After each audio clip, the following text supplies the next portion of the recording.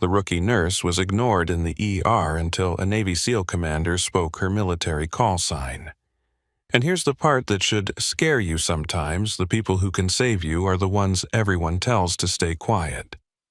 Have you ever been dismissed because you looked too young, too new, too ordinary to matter? It's after midnight in Norfolk, Virginia.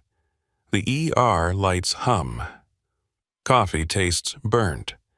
A tired nurse double-checks labels because one wrong dose can ruin a life. Then the doors slam open, and a commander rolls in, boot, cut-away blood, soaking the sheets, rage holding him together like a tourniquet. Doctors reach in. He explodes. The room tightens. And the rookie at the med cart doesn't flinch. When he sees her, he stops fighting and whispers one word that doesn't belong in a civilian hospital. Stay with me. By the end, you'll know exactly what calm under fire really looks like the video comment where you're watching from and don't blink. No one spoke for a full second after he said it. Starlight. The word did not belong to the beeping monitors or the antiseptic air, and yet it sat in the trauma bay like a rank pinned to a chest.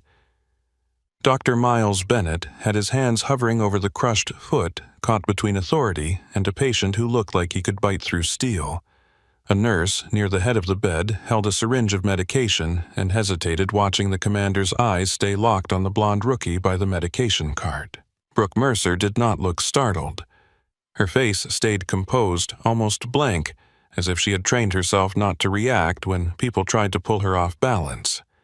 She capped a vial with a soft click and slid it into the tray. When she finally lifted her gaze, it was not to meet the stares.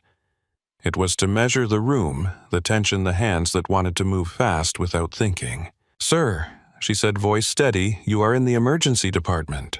Commander Jack Kellen swallowed, and something in his expression tightened, not with pain this time, but with restraint. It was the look of a man who had just broken a rule he lived by. Bennett's mouth thinned. "You know her?" Bennett asked. Jack's answer came quiet and precise. "That is not her name. That is her call sign." Brooke's eyes dropped to the foot.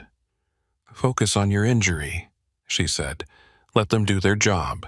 Bennett exhaled, grateful for any handle to regain control. He turned back to the dressing jaw set. The trauma bay began to move again, but the room felt different. People had heard something they could not unhear. Earlier that night, before anyone had shouted, before blood darkened sheets, the emergency department had been running on the dull rhythm of the overnight shift. The fluorescent lights hummed. The air smelled like bleach and stale coffee. The waiting room TV played a late-night talk show at low volume, nobody laughing. A security guard leaned on the wall and pretended not to doze. The triage line was thin but constant, a steady drip of headaches, chest tightness, bad decisions, and quiet fear. Brooke had started her shift the way she always did, by building order where she could find it. She checked the crash cart, SEAL scanned the medication drawer, counted syringes, verified lot numbers without anyone asking. Her badge said Brooke Mercer, RN. Under it, a smaller line read, "New Staff." That label drew eyes the way fresh paint draws fingerprints. Charge Nurse Dana Ruiz had watched her for a minute from the desk, then walked over with a clipboard and a look that meant business. "You settling in?" Ruiz asked. Brooke kept her hands moving. "Settled enough." Ruiz's gaze flicked to the med cart. "You are fast. Try not to be too fast." Brooke looked up then, calm, not defensive. "I am not fast. I am careful." Ruiz held that stare for a beat, then nodded like she could respect the difference. "Good. Nights can make you lazy if you let them. People think it is quiet, so they cut corners." Brooke did not smile. Corners cut back. Ruiz's mouth twitched, almost approving. "Where you come from, Mercer?" Virginia Brooke answered, "Tidewater." Ruiz raised an eyebrow. "Local." "Yes." Ruiz could have asked more, but she was called away by a triage alarm and the sudden rush of a new arrival. Brooke returned to her cart. She checked labels again. A vial of ketorolac, a vial of morphine, saline flushes, tourniquets. Her hands were steady, but the steadiness did not come from comfort, it came from habit. At 12:37 a.m., a college kid came in with a mangled finger from a kitchen accident, face pale, trying not to faint. Brooke cleaned blood from his hand with gentle pressure and spoke to him like her voice could pull him back from panic. "Look at me," she said. "Breathe in slow. Breathe out slower." The kid's eyes latched onto hers. He copied her breathing. His shoulders lowered by a fraction. "That is good," Brooke said. "Keep doing that." She held gauze, firm and precise, never wasting motion. When the resident came in frazzled, Brooke passed supplies without being asked. She anticipated hands needs the next step. The resident glanced at her surprised, then muttered thanks before returning to the wound. Nobody made a big deal out of it. That was how nights worked. Your best work disappeared into the fluorescent hum. At 1:11 a.m., a woman came in with chest pain and tears she kept wiping away as if the crying itself was embarrassing. Brooke moved with the same controlled pace. Electrodes placed. Blood pressure cuff tightened. Questions asked in a tone that did not judge. "Any shortness of breath?" Brooke asked. "A little," the woman whispered. "Any history of heart problems?" "No." "Any new stress?" The woman laughed once, brittle. "Does divorce count?" Brooke nodded like she had heard worse, and maybe she had. "It counts." She kept her face neutral, but her voice did something subtle. It steadied the air. The woman's breathing slowed. The monitor showed a rhythm that wasn't perfect, but wasn't screaming. A doctor walked in, glanced at the screen, then at Brooke. "Good catch bringing her back fast," the doctor said. Brooke nodded once, no need to answer. By the time the waiting room quieted again, Brooke had done the small, unglamorous tasks that kept people alive. She restocked the linen cart. She checked the oxygen tanks. She cleaned dried blood from the edge of a stretcher. She wrote notes with precise language, knowing that every word could become a weapon in the wrong hands. She did not talk about her personal life. She did not complain. She did not try to be liked. At 2:06 a.m., the noise changed. It was not louder yet, but the energy shifted. A radio crackled at the charge desk. Ruiz stood straighter. A tech looked up from a computer. The security guard moved away from the wall. "Incoming trauma," someone said. Brooke did not rush. She made space. That was part of doing the job. Speed mattered, but clean movement mattered more. Then the doors burst open. The gurney hit the threshold hard enough to rattle teeth. A paramedic at the head shouted over the motion. Male, 42 crush injury to left foot. Mechanism structural collapse at an award ceremony. Significant pain bleeding controlled but swelling increasing. Vitals stable for now. For now. 2 words that meant time was already running out. The man on the gurney was strapped down not because he was confused, but because he looked like he could climb off and walk through the wall out of pure refusal. His hair was cut short. His jaw was clenched tight. Sweat slicked his temples. His uniform jacket was still half on metal pins, crooked, as if he had been yanked from a stage before the applause finished dying. His boot had been cut away, leather-sliced laces severed. Gauze wrapped his foot in a thick, crude bandage that was already turning dark. The smell of fresh blood hit the bay metallic and hot. The commander's hands gripped the rail's knuckles, white muscles corded. "Careful," he warned through his teeth. Dr. Bennett stepped in. He was mid-30s, competent, proud, the kind of doctor who carried confidence like a shield. He had a team behind him, a nurse at each side, a resident slightly too eager, a tech with scissors and tape. "We need to assess," Bennett said. "Touch it wrong, and I swear," the commander said. Bennett leaned closer anyway, trying to adjust the dressing for a better look. The commander's control snapped like a rope under load. "Get your hands off me." His voice hit the bay like impact. A nurse flinched. The resident froze. Bennett's eyes hardened. "Sir Bennett said we are trying to help you." The commander's eyes were bright with pain and rage. "Are you blind? Do you idiots have any idea what you are doing?" The insult landed, but what made it worse was the fear behind it. Not fear of the hospital. fear of losing control of his body, of being helpless in front of strangers. Ruiz stepped in authoritative. "Commander, we need you to cooperate so we can treat you." He snapped his head toward her, then back to Bennett. "Move." Another nurse reached for medication. "We can give him something," she said. "No," the commander barked. "Not until you stop guessing." Bennett's mouth tightened. He glanced at the bandage, then at the swelling pushing against it. The foot was beginning to look wrong in a way that did not require a medical degree to notice. The shape was off. The skin around the gauze looked stretched. The toes were pale at the tips, a blanching that came and went like the tide.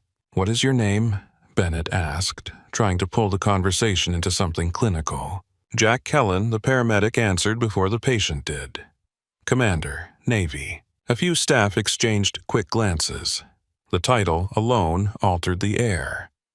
People were used to treating police officers, sailors, Marines. Norfolk saw uniforms the way other cities saw tourists. Still, something about this man pushed the room into a different kind of attention.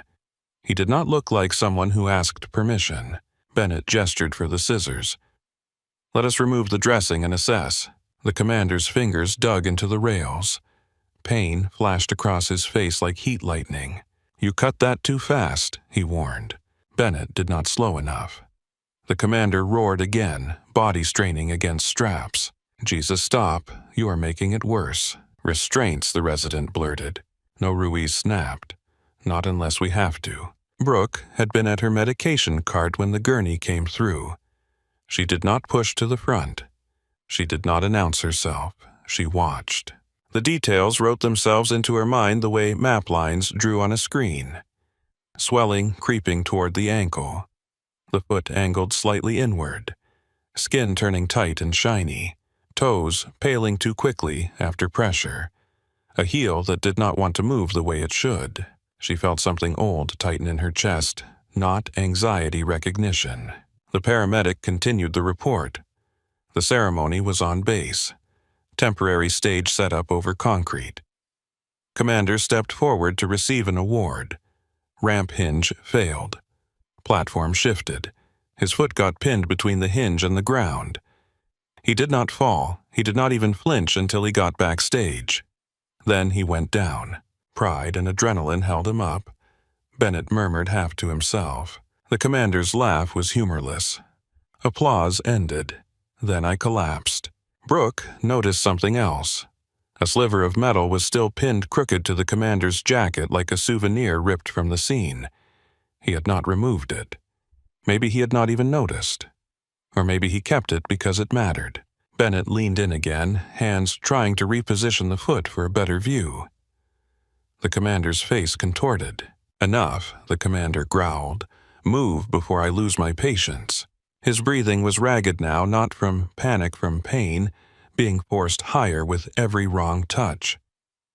The toes blanched further, turning an unhealthy pale that would have looked almost white under the harsh lights. Brooke's mouth went dry. She had seen that color before. Not in textbooks, not in a bright, clean hospital. In places where you did not have the luxury of imaging before decisions. In places where you counted seconds by pulse and breath. She cleared her throat softly. "Doctor," she said.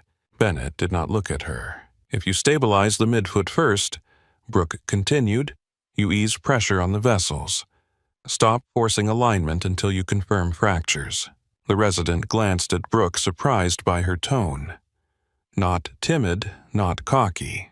Measured, like she was calling out a step in a sequence. Bennett finally flicked his eyes toward her, irritation flaring. "We have it under control." Brooke nodded once. She did not argue. Arguing in a trauma bay could cost time, and time was already being spent. She stepped back to her cart, but she did not stop watching. She saw a nurse reach for more pain medication. She saw the resident hold restraints ready like a reflex. She saw Bennett's hands move again, and she saw the commander's toes blanch hard, the skin paling as if the blood had been pulled away. Color, returning to toes, was not magic. It was physics and pressure and circulation. When the color left, it meant something was being squeezed that should not be squeezed. Bennett spoke quickly, trying to reestablish calm. "We're going to get imaging." X-ray, then CT. Now the commander snapped. "Do it now." "We need to keep you still," Bennett said. The commander's eyes burned. "You want me still? Stop touching it like it is a training dummy." One of the nurses tried a softer approach. "Commander, you are safe here." His head turned sharply. "Safe is not a feeling," he said. "Safe is competence." The words hung sharp enough to cut. Bennett's face reddened. Ruiz stepped in again, voice firm. "We are not your enemy," she said. "Help us help you." The commander stared at her for a second, then looked away, jaw flexing. His hands tightened on the rails until the veins stood out. Brooke watched his grip and thought of men who used pain as fuel because they had no other choice. She did not judge him for it. Pain made people ugly. That did not mean they were ugly. Bennett ordered transport to radiology. The gurney rolled forward to clear space in the bay. Wheels squeaked. A curtain brushed metal. Brooke's cart was parked just outside the main lane where she could pass meds quickly to whoever called for them. As the gurney moved, the commander's head turned, scanning faces like he was assessing a room for threats. His gaze cut past the resident, past Bennett, past Ruiz. It found Brooke. She was standing with a vial in her hand, calm and still watching his foot the way a watchmaker studies a broken gear. The commander's breathing hitched, not from pain, from recognition that changed the shape of his face. The anger drained slightly, not gone redirected. His eyes narrowed like he was trying to place a memory against the present.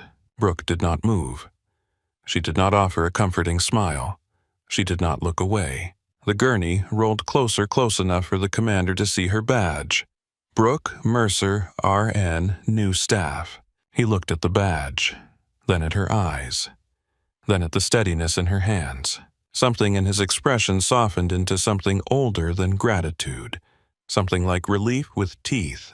Brooke set the vial down and reached quietly for a splint kit, placing it on the counter within easy reach, and when the gurney's wheels crossed the seam in the floor and jolted his foot just enough to make him gasp, his gaze stayed on her as if she was the only solid thing in the room. The gurney's wheels crossed another seam in the floor, and the commander's breath caught hard, his knuckles whitening around the rails. The pain should have pulled a scream out of him. Instead, it pulled focus. His eyes stayed on Brooke Mercer as if the rest of the trauma bay had blurred into background noise. "Starlight," he said. He did not raise his voice. He did not need to. The word cut through the fluorescent hum and the beeping monitors like a radio call breaking silence at the wrong hour. For a moment, the trauma bay stopped moving. A nurse at the head of the bed forgot to push the medication. The resident froze with scissors in hand. Dr. Bennett's posture stiffened as if someone had grabbed the back of his collar. Brooke did not flinch. She did not look around to see who was watching.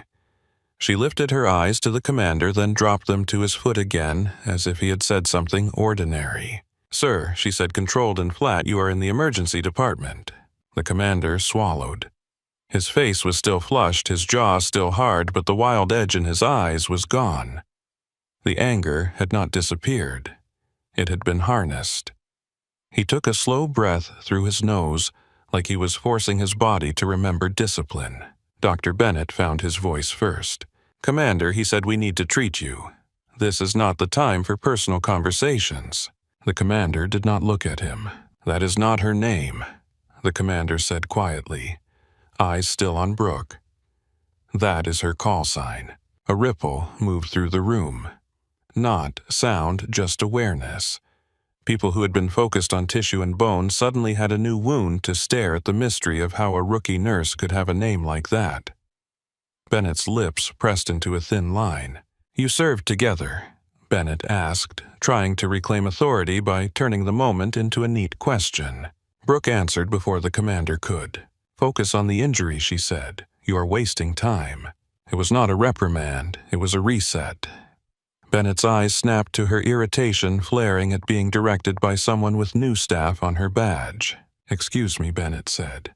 Brooke met his gaze for the first time. Her eyes were calm, almost cold, not rude, not deferential, simply clear. His toes are blanching, she said. You keep manipulating the midfoot without stabilizing and you will compress the vessels. Bennett opened his mouth, then closed it, stung by the certainty in her tone.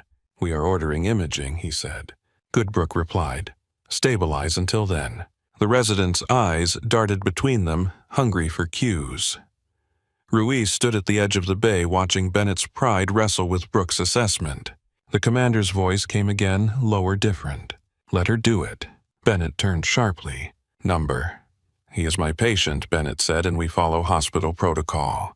The commander's head tilted slightly as if he were studying a target. Protocol did not stop the blood leaving my toes, he said. You are guessing. She is not. The words hung in the air heavier than the commander's title, because every person in the bay knew what it meant when a patient said a clinician was guessing. It threatened the story Bennett had built for himself, the one where competence was proven by speed and certainty. Brooke did not smile. She did not seize the moment. She held her hand still at her cart as if she was waiting for a window to open. Bennett's voice hardened. Commander, you are in severe pain. Pain makes people say things.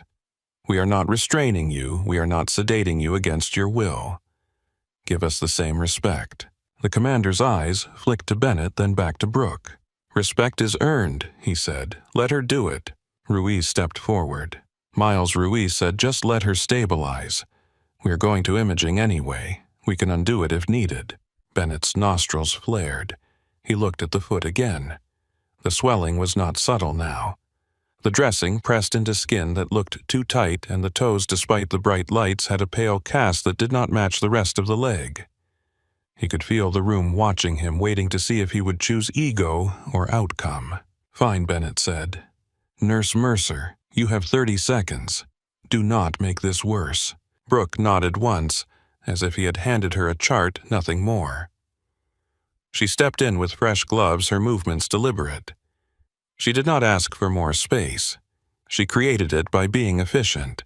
She slid the splint kit open, laid out a roll of padding, a rigid support tape, and a small wedge. Bennett watched like a man waiting for someone to trip. The commander's breathing picked up as Brooke's hands approached his foot, but he did not fight. His fingers loosened slightly on the rails, still gripping but not tearing. He was watching her too. His face carried something that looked like trust, and something that looked like memory. Brooke did not touch the injury first. She touched above it lightly, as if mapping tension. Her fingertips pressed into the lower leg where swelling began to rise. She watched the skin spring back, watched the capillary refill at the toes. Then she anchored the heel with one hand stable and gentle, while the other hand applied pressure along the midfoot. It was not a shove. It was not a correction. It was a release. The commander's jaw clenched again, but this time he did not roar. A breath left him in a controlled hiss. Brooke's voice stayed even.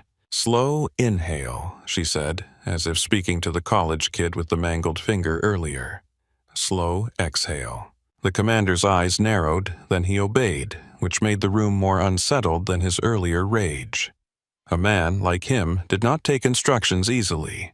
He took them because he recognized them.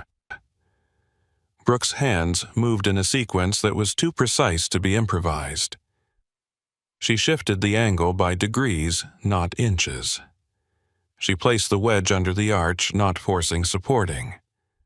She wrapped padding around the midfoot firm enough to hold loose enough to avoid strangling tissue. The tape went on smooth and fast layered, reinforcing. She checked the toes again. Color crept back subtle at first, then more noticeable. The pale tips warmed toward pink. The commander's shoulders dropped by a fraction. He sucked in a breath, then let it out. Pain's down, he murmured, voice rough with surprise. A nurse near the head of the bed stared at the toes as if she had just watched a magic trick. What did you do? The nurse asked. Temporary stabilization, Brooke said. Offload the pressure, maintain alignment without forcing it.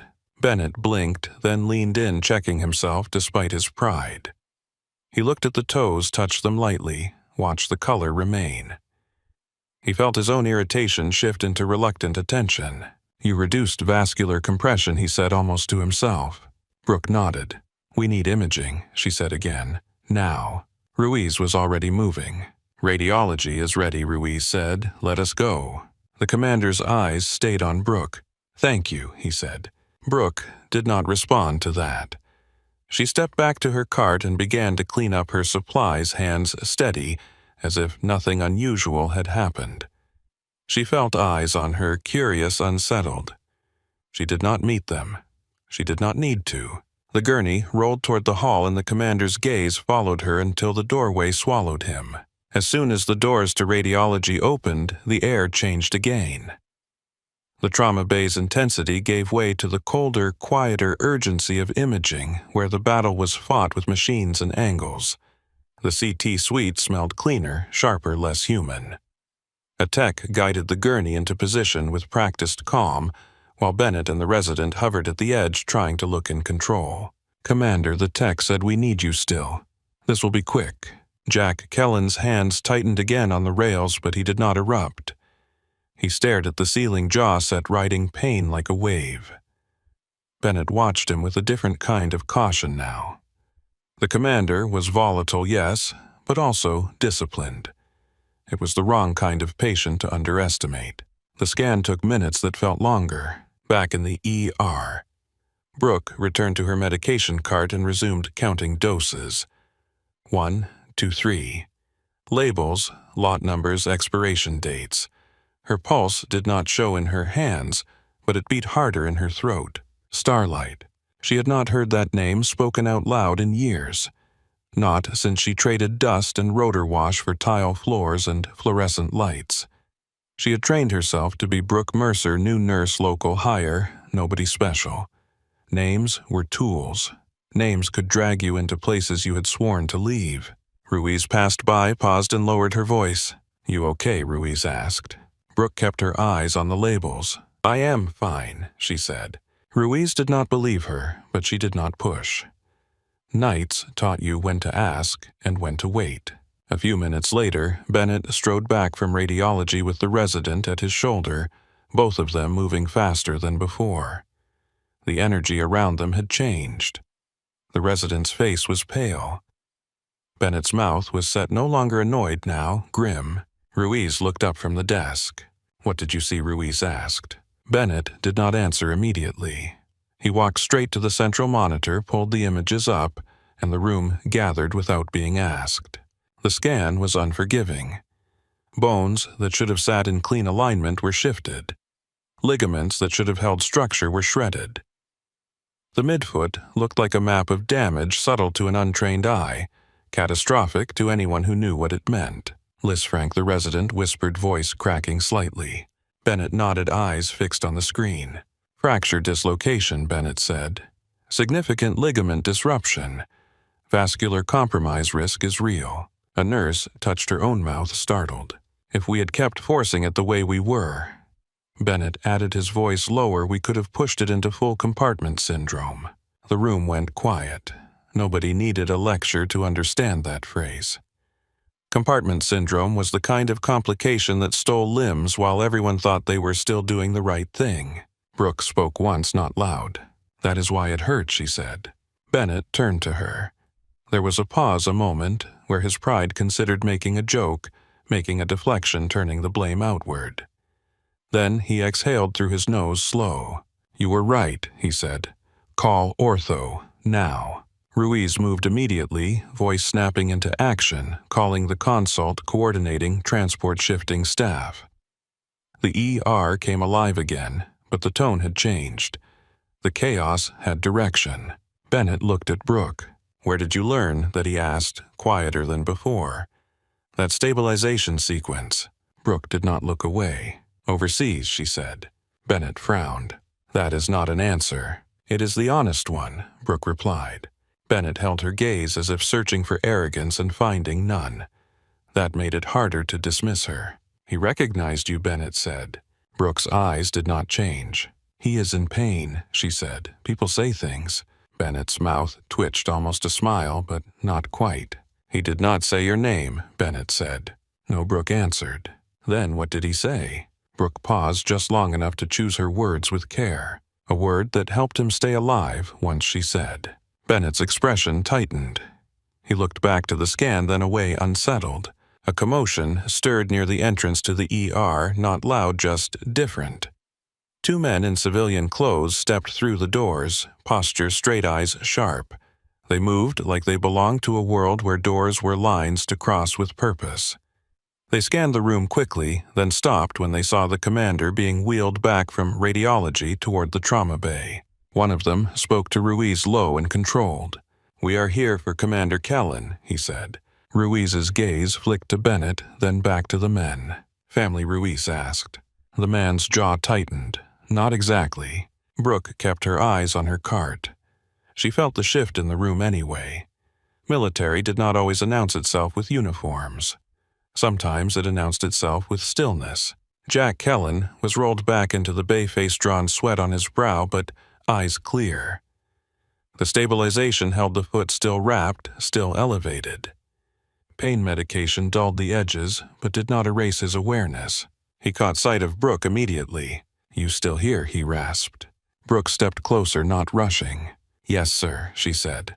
He nodded, as if that mattered. "Good." A nurse tried to redirect him. "Commander, you need to rest," she said. "Ortho is on the way." Jack lifted a hand, a small motion that carried command. "1 minute." His eyes stayed on Brooke. "You saved my foot," he said. Brooke shook her head. "The team did," she replied. Jack's mouth curved faint and stubborn. "You do not change," he said. Brooke's voice stayed steady.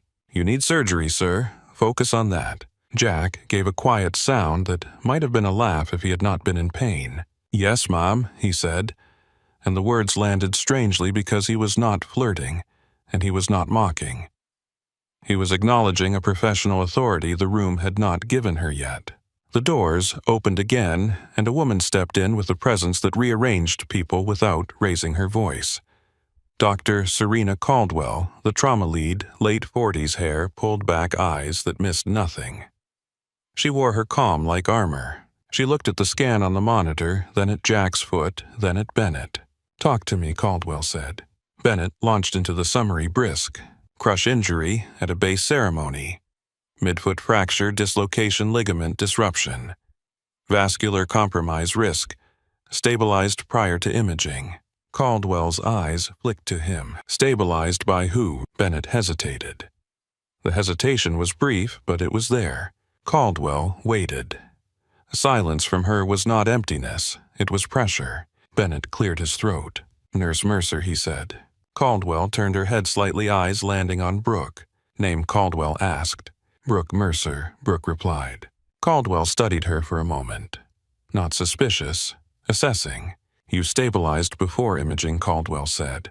"Yes," Brooke answered. "You reduced vascular compression." Caldwell continued. "Yes. That technique is not taught here," no, Brooke said. Caldwell nodded once, the smallest movement, but it carried weight. "It worked," Caldwell said. Jack Kellen's eyes moved between them, tracking power dynamics like he tracked threats. She knew before the scan, Jack said, voice rough. She told him. He did not listen. Bennett's face tightened. Caldwell's eyes shifted to him. Not anger. A cold, professional assessment. "We listen to data," Caldwell said. "That includes what nurses see." Bennett's jaw flexed. He did not argue. Caldwell looked at the monitor again, then back to Ruiz. "Call ortho and vascular," Caldwell said. "Put them on standby. Prep for possible fasciotomy if signs worsen. Keep the foot elevated. Maintain stabilization. Do not force alignment until ortho is here." Ruiz nodded, already moving. Caldwell turned to Brooke again. "Stay close," Caldwell said. "I want your eyes on his toes and your notes clean." Brooke nodded. "Yes, doctor." Caldwell's gaze softened by a fraction. "Good work," she said, and then she moved away, already issuing orders to the rest of the team. The room breathed again, but it was a different breath. The kind you take when you realize you were one wrong move away from disaster. Bennett stepped closer to Brooke, quieter now, as if the room's ears could punish him. "I did not mean to dismiss you," Bennett said. Brooke did not respond with comfort. She did not punish him either. She simply met his eyes, calm and level. "Focus on the patient," she said. Bennett nodded, once chastened. Jack Kellen shifted on the gurney, pain flashing across his face. Brooke watched his toes. The color held. The capillary refill stayed within reason. The stabilization did its job. Jack looked at her again. "You always were quiet," he said. Brooke's voice stayed even. "Pain makes people loud," she replied. "Quiet keeps hands steady." Jack's mouth twitched again, a brief expression that looked like recognition and respect. The ortho surgeon arrived, minutes later, brisk and focused, and the bay tightened into motion once more. Consent. Labs. Lines checked. A plan formed around imaging and timing. The hospital's machine did what it was built to do when it decided to take a problem seriously. Brooke stepped back to the edge, where she preferred to live, but the edge did not feel safe anymore. It felt watched. As Jack was prepared for transport upstairs, his eyes found Brooke one last time. "Starlight," he said softly, not loud enough for the whole bay, but loud enough for her. Brooke's throat tightened. She kept her face still. "Focus on healing, sir," she said. Jack let out a breath that might have been a chuckle if it did not end in a wince. "Yes, Mom," he said again. The gurney rolled outdoors, swinging wheels, squeaking voices fading into the hallway. The trauma bay emptied of its storm and returned to the steady hum of the night shift. Brooke went back to her cart. She wiped down her hands. She organized supplies that did not need organizing. She wrote a note with careful wording documenting what she had seen, what she had done, what had changed. Every word mattered now, not because of legal risk, but because attention had weight and weight could crush. Around her, the ER moved on to the next patient, the next pain, the next small emergency. But the air did not reset. Nurses whispered when they thought she could not hear. A resident glanced at her badge as if the letters had shifted. Ruiz watched her for a long moment, thoughtful. Brooke kept her head down. She could handle blood. She could handle bone. She could handle a commander's rage. Being recognized was different. Somewhere down the hallway, the sound of a controlled footsteps grew closer, measured and quiet, the kind that did not belong to exhausted family members or wandering patients. Brooke did not look up, but her body registered it the way it registered the change in a monitor's rhythm. Caldwell's voice carried from the desk, calm and firm, as she spoke to someone Brooke could not yet see. "I understand," Caldwell said, "but you are in a hospital. You will follow my rules." Brooke kept her hands moving at the cart, wiping down the counter with slow pressure, not because it needed it, but because her body wanted something predictable. She did not turn. She listened to the cadence of Caldwell's voice, the way it held the same calm edge she used when someone tried to take control of a trauma bay. A man answered low and measured. "Of course, doctor." The words were polite, but the tone carried something else. Training. Restraint. The kind that did not come from customer service. Brooke capped a bottle of disinfectant and slid it into the drawer. She finally lifted her gaze. Two men stood near the desk. Both wore civilian clothes, but neither moved like civilians. One had close-cut hair and a posture that stayed straight even while he leaned slightly to hear. The other held a phone at his side screen, dark as if he had already recorded enough without pressing a button. Their eyes scanned the room without the hunger of tourists. They scanned like they were counting exits. Dana Ruiz met Brooke's eyes across the distance, then looked away, a wordless warning. Attention was here. It had found a foothold. Dr. Caldwell stepped half a pace closer to the men, giving them the smallest boundary without making a show of it. "Your commander is in surgery consult and will be moved upstairs," Caldwell said. "You can wait in the family area. You cannot enter patient care spaces without staff approval." The man with the close-cut hair nodded, understood. Then his eyes shifted briefly toward Brooke. Not long enough to stare. Long enough to recognize. Brooke felt it the way she felt a monitor change pitch. Her shoulders stayed relaxed. Her face stayed neutral. She looked back down and opened a drawer, letting the moment pass as if it had no weight. Behind her, the ER kept working. A toddler cried in triage. A monitor beeped. A door to a supply closet clicked shut. Life continued because life did not care who walked in with authority. A resident passed Brooke and slowed. "Is it true?" he asked under his breath. Brooke did not glance up. "Is what true?" He hesitated. "That call sign thing. The commander said it like he knew you." Brooke slid a vial into a tray. He was in pain. The resident shifted his weight, not satisfied. "He has a reputation. He does not say things like that in public, ever." Brooke closed the drawer. Then he did. The resident stood there a moment longer, waiting for more, and got nothing. He finally moved on, lips pressed into a line like he had just run into a locked door. Ruiz appeared at Brooke's shoulder without making noise, which was its own kind of skill. "You did good," Ruiz said quietly. Brooke kept her eyes on the labels. "We did." Ruiz watched her hands. No one likes being corrected in front of a patient, especially not Bennett. Brooke nodded once. "I did not correct him. I offered information." Ruiz gave a small sound of agreement. Same difference to an ego. Brooke's mouth did not change. "I do not manage his ego. I manage my work." Ruiz's gaze flicked toward the two men in civilian clothes. "They are not family." "No," Brooke said. Ruiz lowered her voice further. "Admin is on her way down. The board hates surprises, and uniforms in the hallway make people call her." Brooke slid her tray into the cart. "Let her come." Ruiz studied Brooke, as if trying to decide whether she should push, whether she should protect, whether Brooke even wanted protection. Ruiz had worked long enough to know that some people did not ask for help because asking meant giving someone else a handle. "Your name is getting repeated," Ruiz said. Brooke wiped her hands on a towel slow. "Names get repeated in hospitals." "Not like this," Ruiz replied. Brooke did not answer. She did not need to. The sound of attention was already filling the space. When the elevator doors opened down the hall and Elaine Harper stepped out, the ER reacted like a room sensing weather change. Harper did not rush, but she moved with purpose. She wore a tailored blazer that did not belong under fluorescent lights. Her hair was smooth. Her expression controlled her eyes sharp. She looked at the waiting room first, then the trauma bays, then the cluster of unfamiliar men near the desk. Dr. Caldwell met her halfway. Elaine Caldwell said. Harper did not bother with small talk. "Why are there military personnel in my emergency department?" she asked. "And why is security calling me at 2 a.m? Caldwell's voice did not rise. "A patient is a Navy officer, a SEAL commander. He sustained a crush injury at a ceremony and required urgent intervention."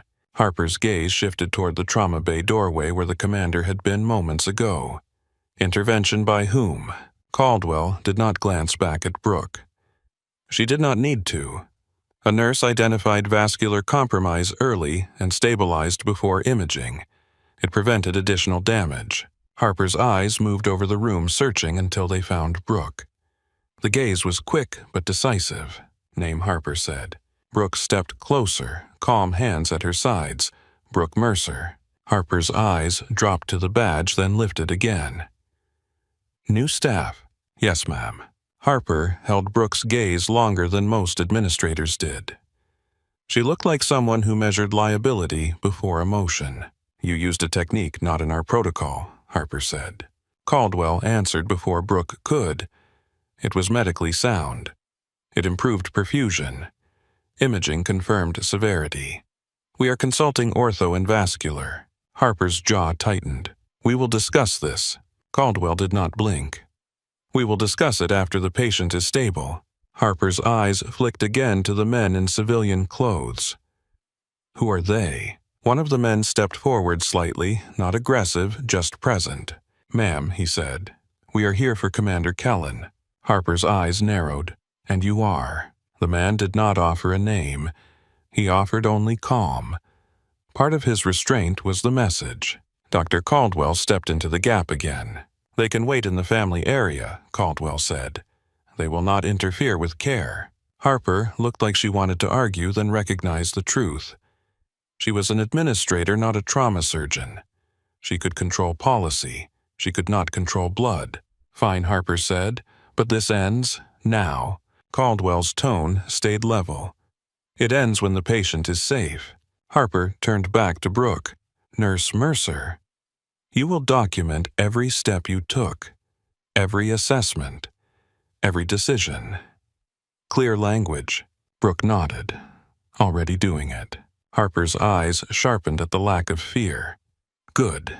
The men in civilian clothes moved away toward the family area, quiet as shadows. But the air they left behind still felt occupied.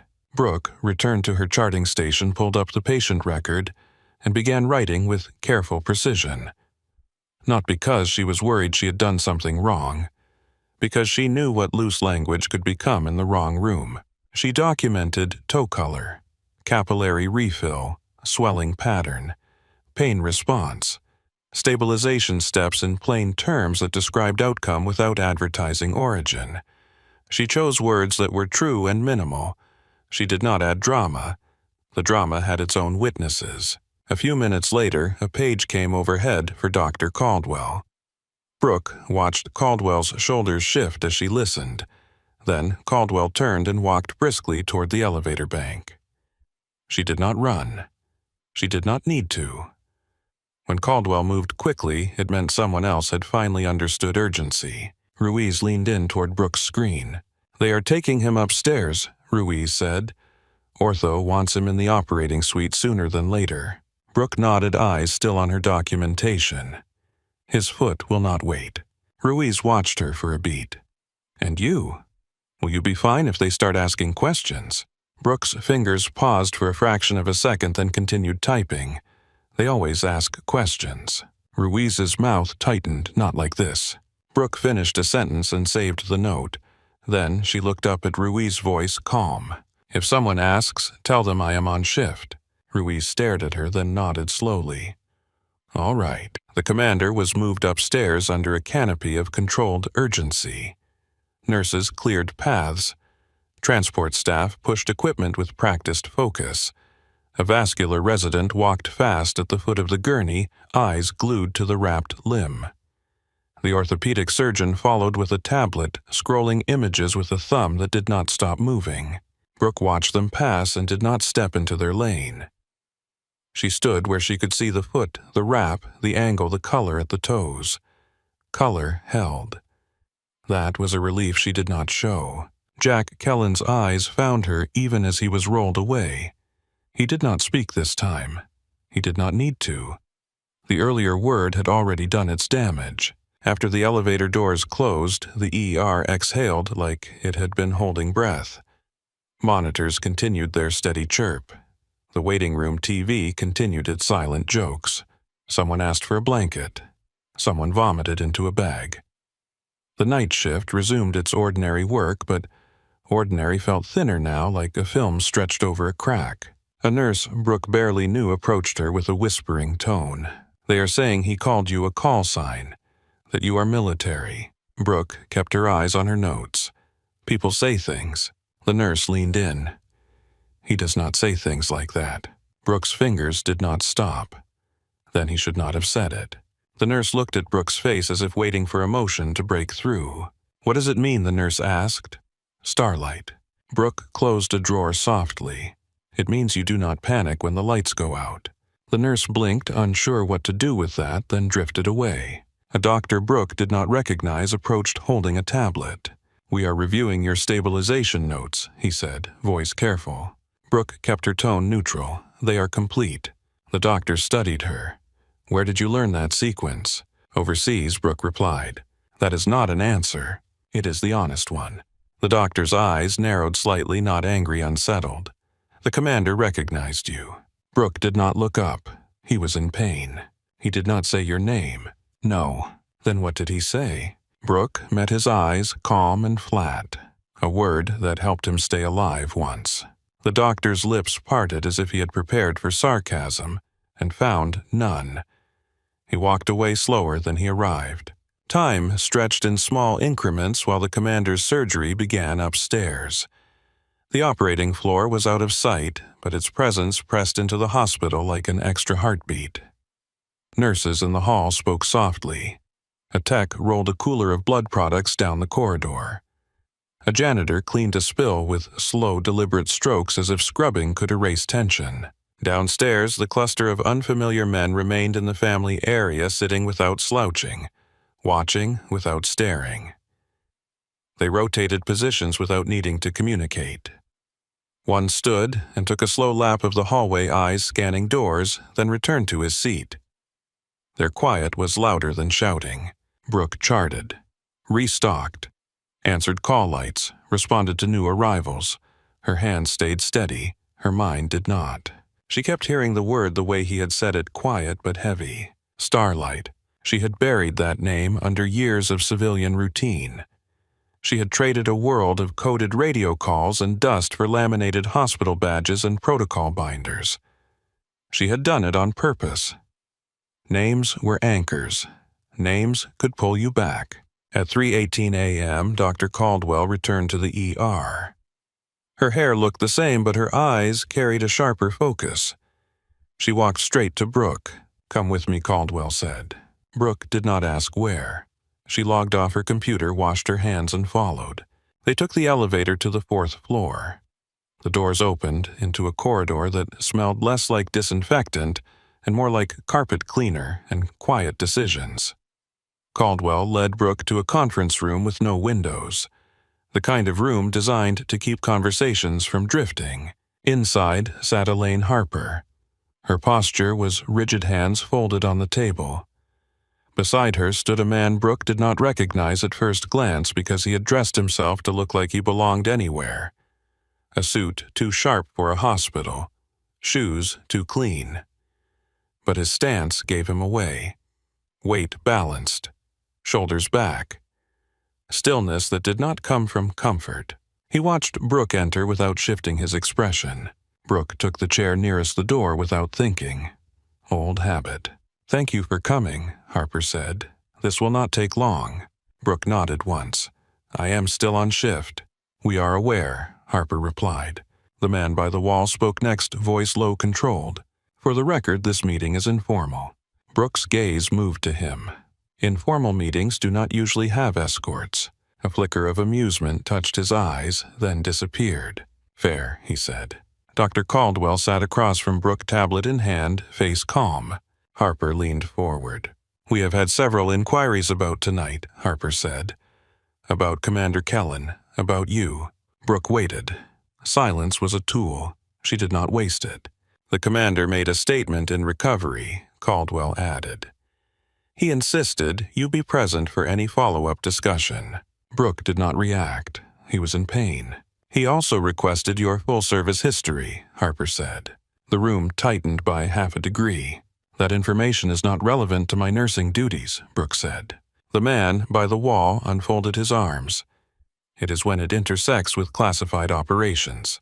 There, it was placed on the table without apology. Harper slid a printed page across the table toward Brooke. It was not hospital letterhead.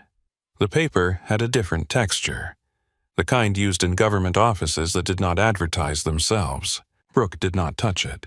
"You stabilized him using a technique not recognized by civilian protocol," Harper said. "You anticipated compartment syndrome before imaging," Caldwell added. "You knew exactly where to apply pressure." Brooke held Caldwell's gaze. "Yes."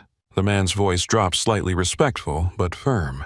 "That technique is used by naval special warfare medics during joint operations." Brooke's face stayed still. The only movement was a slow breath. "Call sign," the man said. Brooke did not answer. Caldwell's eyes moved between them. "She does not have to. She does not." The man agreed, but the commander already did.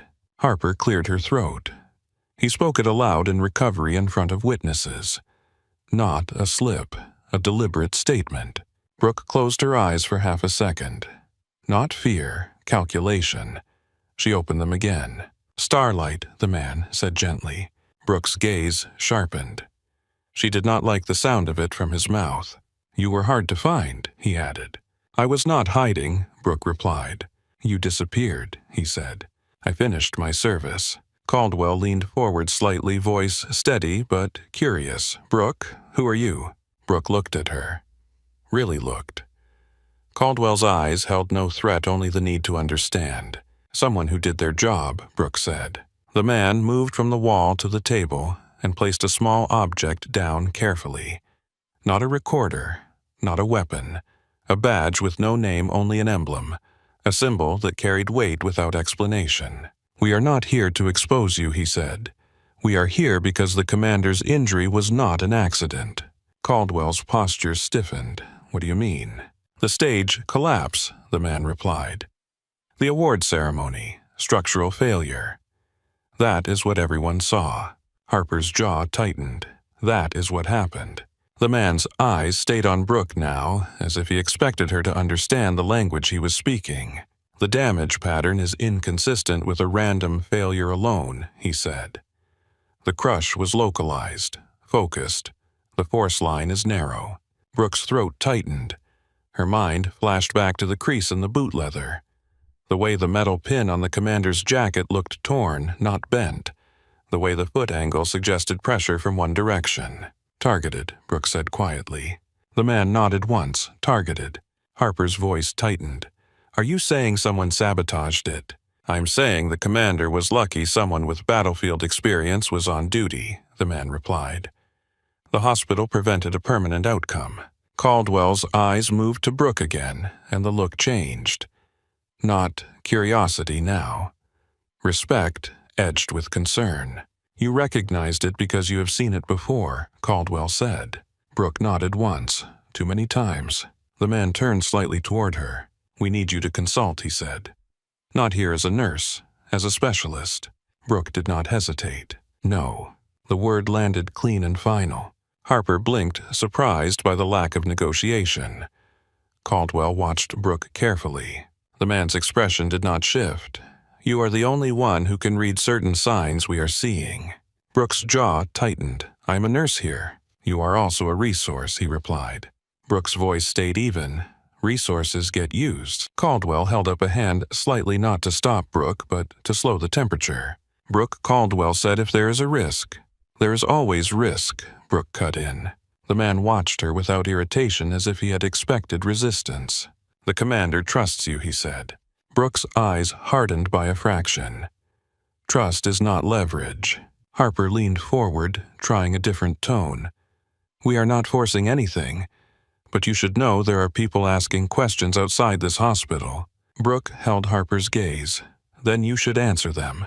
The man exhaled slowly, a sound that might have been respect. "You are still the same," he said. Brooke stood. Her chair did not scrape loudly. She moved with controlled quiet. "No," she said. "I just remember who I am." Caldwell rose halfway. Brooke looked at her, voice softening only slightly. "I am on shift."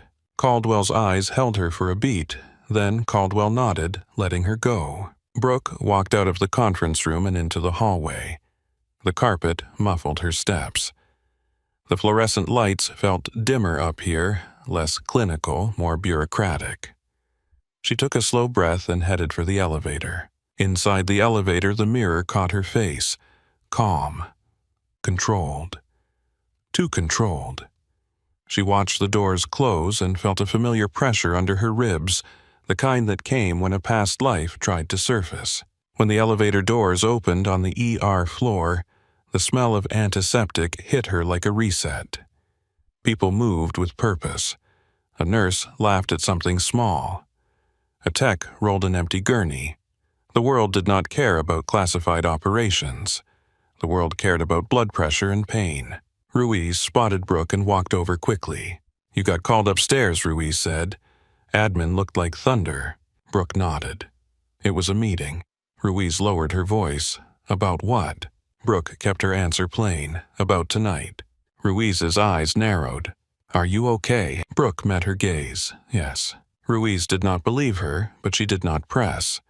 Then she tipped her chin toward the far end of the hall. "They are still here," Ruiz said. "His people." Brooke followed the line of Ruiz's chin. The men in civilian clothes were standing now, not sitting. They had shifted position. One watched the elevators. One watched the stairwell. Another stood near the recovery corridor entrance like a quiet sentinel. Brooke looked away. "I am charting," she said. Ruiz nodded, uncertain what else to do with that. Brooke finished her notes with extra care. Every word mattered now, not because she feared discipline, but because someone had just put her name in a different kind of file. After a few minutes, she made a decision without announcing it. She washed her hands longer than necessary, letting the water run over her skin until it grounded her back in the present. Then she walked toward recovery. The recovery area was quieter than the ER, but it carried a different tension, the kind that came from people waiting on outcomes. Curtains hung like thin walls. Machines beeped softly. Nurses moved with hushed voices. Commander Kellen lay propped up in a bed, foot wrapped and elevated, face pale, a sheen of sweat at his hairline. Pain medication had dulled the edge of his anger, but his eyes were clear. Too clear for someone who should have been sleeping. His team stood nearby at ease, pretending not to watch Brooke as she approached. Their posture was respectful, but their attention never left her. Jack's mouth curved when he saw her. "You came," he said. Brooke stopped at the foot of the bed, keeping a professional distance. "I am working," she replied. Jack's smile tightened into something like relief. Always were. A nurse tried to intervene gently. "Commander, you need rest." Jack waved her off with a small motion. 1 minute. His gaze stayed on Brooke. "They told me you did not want to consult." Brooke met his eyes. "They told you wrong." Jack's expression shifted. "Good." He lowered his voice and the room seemed to quiet around it. "Someone wanted me hurt," he said. Brooke nodded once. "I know." Jack's eyebrows lifted slightly. "You saw it." Brooke's voice stayed even. "The injury reads like intent." Jack exhaled slow. "They will not stop." "No," Brooke said. Jack studied her face. "You still walk away." Brooke took a breath, and for a second the calm in her eyes looked like something harder. Something earned. "I do not run toward ghosts anymore," she said. Jack's mouth curved without humor. "But you do not ignore threats." Brooke's answer came flat. "No." One of the men in civilian clothes stepped closer, careful not to crowd. "Ma'am," he began. Brooke raised a hand without looking at him. He stopped mid-breath. Brooke's eyes stayed on Jack. "I will help here as a nurse," she said. "As eyes, as hands, that might be enough." Jack's gaze held hers. "Or it might get you pulled back in." Brooke leaned in slightly, voice low enough that it felt like a private channel. "I decide that," she said.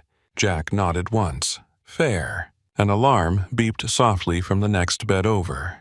Not Jack's. Another patient. A nurse moved too slowly, distracted by the presence of uniforms and the weight of the room. Brooke's body moved before her mind finished deciding. She stepped to the next bed, checked the line, saw the kink, smoothed it with quick precision. She adjusted the drip, murmured reassurance to the patient, who looked frightened, then checked the monitor again. The beep settled into a steady rhythm. The room watched her hands the way they had watched her in the trauma bay. When Brooke stepped back, one of the men exhaled under his breath, a sound of genuine surprise. Jack's voice softened. "They never forget you, you know." Brooke did not answer. She returned to Jack's bedside, checked his vitals on the screen, scanned the dressing for seepage-confirmed toe color, then looked at his face. "Your circulation is stable," she said. "Pain level." Jack's mouth tightened. "Better." "Good." Jack watched her for a beat. He looked like he wanted to say the call sign again, and was choosing not to. Brooke turned to leave, then paused as Dr. Caldwell entered recovery. Caldwell's gaze swept the room in one pass, taking in the men, the patient, Brooke. Caldwell stopped beside Brooke. "They are standing down for now," Caldwell said quietly. Brooke nodded, "For now." Caldwell hesitated, then lowered her voice further. "You do not have to carry this alone." Brooke's expression softened by the smallest degree. "I know." Caldwell looked toward Jack, then back to Brooke. Then Caldwell stepped away to speak with a nurse about orders. Brooke started walking again, and Jack's voice called after her. Not loud. "Starlight." The air in the recovery area tightened as if every machine had held its breath. Brooke stopped. She turned slowly, her face controlled. Jack held her gaze, voice steady. "Focus on healing," Brooke said. Jack's mouth curved, and then he winced as pain reminded him of reality. "Yes, ma'am," he said. Brooke turned away and walked back toward the ER. Her steps quiet, her hands steady. her mind working like it always did under pressure. Behind her, the men in civilian clothes resumed their positions without being asked, watching doors and clocks and people as if the hospital were a corridor in a much larger fight. The ER did not calm down after Brooke left recovery. It only learned to hide its noise better. By 4 a.m, the waiting room had filled again. A man with a swollen jaw sat clutching a bag of melting ice. A woman in a retail uniform held her wrist like it might fall off if she loosened her grip. 2 teenagers whispered at each other and tried not to look scared. The televisions kept talking to nobody. The coffee burned in the pot. Brooke moved through it all like the floor belonged to her. Not because she wanted attention, because she knew how quickly ordinary could become fatal. Dana Ruiz caught her at the desk and slid a fresh set of labels across the counter. "Labs are up," Ruiz said. "Ortho is satisfied for now. Vascular signed off. Caldwell wants you to keep eyes on the limb. Admin wants you to keep your head down." Brooke took the labels without looking at Ruiz. "Those are the same instruction." Ruiz almost smiled, then glanced toward the corridor where the men in civilian clothes stood. They had not left. They had simply rearranged. One near the elevator, one near the stairs, one seated where he could see the recovery entrance without appearing to watch it. "They are rotating," Ruiz said quietly. "Like a watch." Brooke peeled a label and pressed it onto a specimen bag with careful pressure. "It keeps them from feeling useless." Ruiz exhaled, then lowered her voice further. "And you? How are you feeling?" Brooke looked up. Her eyes were steady. "I am doing my job," she said. Ruiz studied her face for a second, then nodded like she had learned not to pry. She drifted away to triage where someone was already raising their voice about wait times. Brooke did not flinch at the shouting. She had heard worse. She had heard screams that meant there was nothing left to do. She had heard silence that meant the same thing. She focused on what she could control: charting, medications, airway supplies, a line that needed replacing, a child who needed a warm blanket and a calm voice, a resident who needed to be reminded to wash his hands without being humiliated. Brooke handled each task with the same controlled economy, but whenever the overhead speaker crackled, her attention sharpened. Whenever the elevator doors opened, she tracked the rhythm of footsteps. Whenever someone said the word "commander," the air shifted. Around 5:30, Dr. Miles Bennett walked past her station carrying a tablet and fatigue that sat behind his eyes like a bruise. He stopped, hesitated, then spoke. "Mercer." Brooke looked up. Bennett's throat moved as if he had to swallow a different kind of pride. "Caldwell told me you were asked to meet with admin," he said. Brooke kept her answer plain. "Yes." Bennett's gaze flicked away, then back. "I did not handle that bay the way I should have." Brooke did not rescue him from his sentence. She waited. Bennett exhaled slowly. "You were right. You were right before the scan. If you had not done what you did, we would be talking about salvage. Maybe worse." Brooke held his eyes. "It is not about being right." Bennett's jaw tightened, as if he wanted to argue, then his shoulders lowered.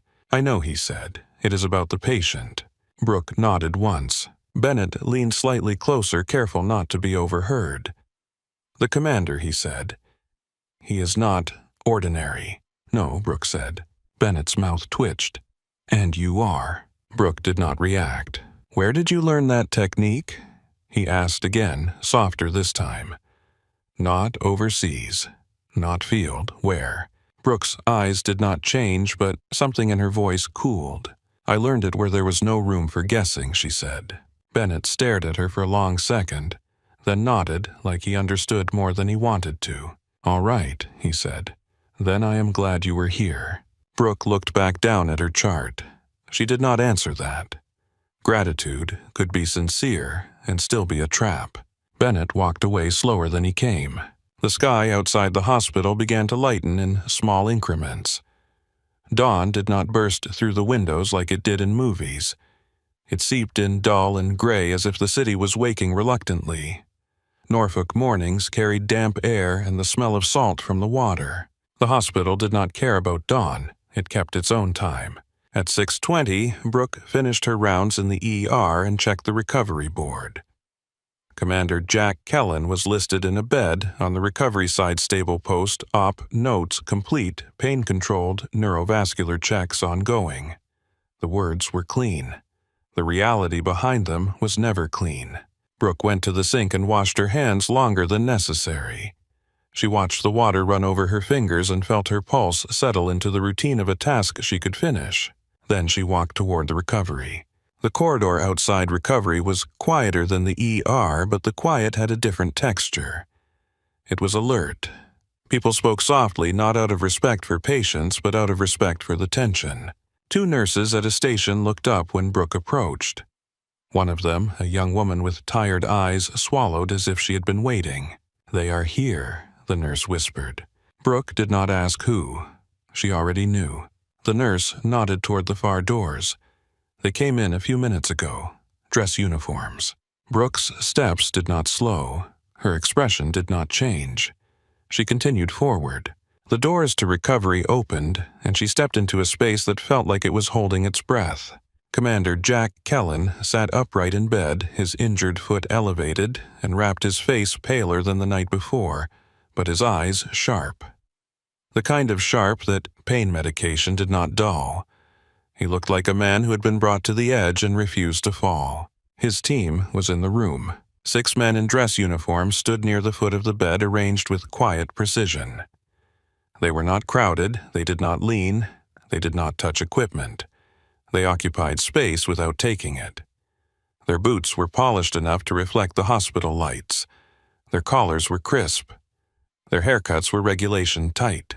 A few staff members had gathered at a cautious distance in the corridor, pretending to check charts, pretending to be busy, pretending not to watch. Even the monitors seemed to beep softer. Brooke stopped just inside the doorway. Jack saw her immediately. "You are early," he said. Brooke's voice stayed even. "I am always early." Jack's mouth curved faintly. He looked past her shoulder toward the hall. "They found you," he said. Brooke did not step closer yet. She kept a professional distance. She let her eyes scan the foot first, the wrap, the elevation, the visible toes. Color looked better than the night before. Cap refill seemed acceptable. No fresh bleeding at the edges of the dressing. Then she looked at his face. "Pain?" she asked. Jack's jaw flexed. "Manageable." "Good." Jack's gaze flicked toward the men, then back to Brooke. "You do not have to stand there like it is a checkpoint," he said. Brooke did not smile. "You do not have to treat this like a mission." Jack's expression softened by a fraction. He did not argue. He watched her instead as if he were taking comfort in the fact that she had not changed. Senior Chief Mason Varga, the man at the front of the group, stepped forward 1 pace. He did not look at Jack first. He looked at Brooke. His eyes held recognition that did not ask permission. Brooke felt her throat tighten. She did not let it show. Varga did not raise his voice. "Permission to proceed, sir," he said, turning his head slightly toward Jack. Jack nodded once. "Granted." The 6 men moved in unison. Their right hands rose. A clean salute, not directed at the commander. Directed at Brooke Mercer. The room went still. A nurse in the corridor stopped mid-step. A doctor froze with a clipboard in hand. A patient down the hall lifted his head, confused by the sudden hush. Even the air seemed to pause. Brooke did not return the salute. She did not step back either. She stood with shoulders squared and eyes steady, the way a person stands when they have learned the hard way that emotion can cost seconds. Varga lowered his hand first. The others followed. "Call sign Starlight." Varga said, voice firm but respectful. Brooke's jaw tightened. She kept her tone controlled. "I am Nurse Mercer," she said. "I work here." Varga nodded as if he expected that answer. "We were told you were gone," he said. Brooke's gaze did not waver. "I am." A second man, in the line broad-shouldered with weathered eyes, spoke without raising his voice. "You saved his foot," he said. Another added quieter, "You saved his career." Brooke looked past them to Jack. Her voice stayed flat. "I did my job." Varga's mouth tightened into something that was not quite a smile. "You did more than that," he said. You did it without being asked, without being believed, and without needing credit. Brooke's eyes flicked toward the corridor. More staff had gathered now, drawn by the gravity of the moment. Some stared openly. Some tried to pretend they were not staring and failed. A security officer appeared at the end of the hall, stopped short, and looked like a man who had walked into a situation his training did not cover. He was not sure whether to intervene or salute. Brooke broke the stillness. "If you are done," she said softly, "I have patience." The words were not rude. They were a boundary, a line drawn without drama. Varga held her gaze for a beat. Then he nodded. "Of course, ma'am," he said. He turned slightly, and the 6 men stepped back as one. They did not march.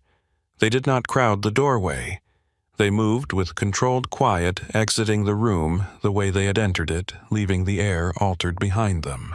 As they filed out, Varga paused at the threshold and looked back once. Not at Jack, at Brooke. "We remember," he said. Then he left. The corridor remained frozen for another second, as if the building itself needed time to process what had happened. Then sound returned in pieces. A monitor beeped. A nurse exhaled. Someone's shoes squeaked on the tile. A doctor cleared his throat. Brooke stepped closer to Jack's bed and checked the monitor display without speaking. Jack watched her hands, then her face. "You did not return it," he said quietly. Brooke adjusted a line with gentle pressure. "Not in uniform." Jack's eyes held hers. "You still stand like you are." Brooke did not answer that. She checked his pulse ox, his blood pressure, then looked at the foot again. She moved the blanket slightly to inspect the dressing edge. "No new bleeding," she said. Jack's mouth twitched, almost amused. "You sound disappointed." Brooke's eyes stayed on the foot. "I sound thorough." Jack gave a soft breath that might have been laughter if it did not end in a wince. Brooke's gaze shifted to his face. "Do you have numbness?" Jack flexed his toes slightly under the wrap. "No." Tingling. "Some." Brooke nodded once. "That is expected. We watch it." Jack's eyes held hers. "It is strange seeing you like this." "Like what?" "Like you are pretending you are not you." Brooke's hands paused for a fraction of a second, then resumed. "I am doing my job," she said. Jack's expression tightened. "They looked at you like you were a legend." Brooke met his gaze calm. Legends get used. Jack's eyes sharpened. He did not disagree. In the corridor outside, staff continued to hover at a distance. Brooke could feel their attention like heat on skin. She had spent years learning to move without being seen. Being seen felt like a new kind of threat. A nurse entered the room quietly and handed Brooke a clipboard. "Neurovascular check schedule," she whispered. Brooke took it, thanked her, then continued her assessment. Jack watched her for a beat. "I asked them to come," he said. Brooke did not look up.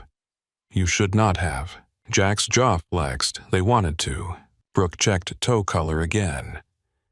"The only reason this is clean is because you are in a hospital." Jack's eyes narrowed slightly. "You think I made a spectacle?" Brooke finally looked at him. Not accusation, just truth. "I think you let them see a part of you that you normally keep locked," she said. "And you used my name as the key." Jack's face tightened. He held her gaze.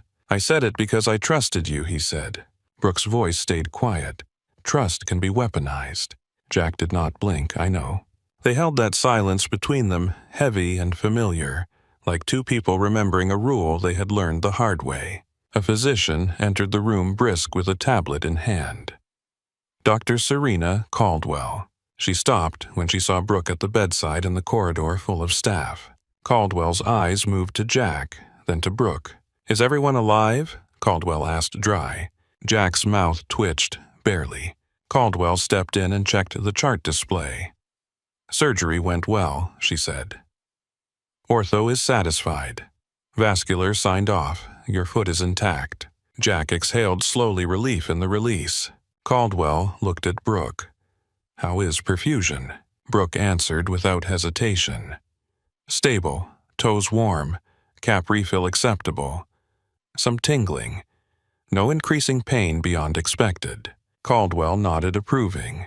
Then her gaze shifted toward the hall and the now dispersing staff. She turned back to Jack. "You may want to tone down the ceremonial visits," Caldwell said. "This is a hospital, not a base." Jack's eyes did not shift away from Brooke. "Understood." Caldwell's gaze narrowed slightly, reading him. "He has been cooperative," Brooke said, as if it mattered. Jack's mouth tightened, almost proud. "He is learning." Caldwell looked at Brooke again, and her tone softened slightly. "You are still on shift?" "Yes," Brooke said. Caldwell's eyes flicked to Brooke's face, taking in the strain she did not show. Then Caldwell nodded once. "All right," Caldwell said. "Keep documenting. Keep your assessments clean. I am going to speak with administration." Caldwell turned to leave, then paused and looked back at Brooke. "Good work," Caldwell said. Brooke nodded, not taking the bait of praise. Caldwell left the room. Jack watched Brooke for a beat longer. "You hate being seen," he said. Brooke's voice stayed even. "I hate being misunderstood." Jack's eyes softened. "Same thing sometimes." Brooke did not answer. She checked the IV again, then stepped back. "I will be back for the next check," she said. Jack held her gaze. "You do not have to come back." Brooke's face stayed still. "I do." She turned toward the door. Jack's voice followed her low. "Starlight." Brooke stopped at the threshold. She did not turn fully. Her hand rested lightly on the doorframe. "Do not," she said. Jack's voice dropped even lower. "They found something." Brooke's posture tightened by half a degree. She turned just enough to look at him. Jack's eyes were sharp. "A message had come in while you were downstairs." "From who?"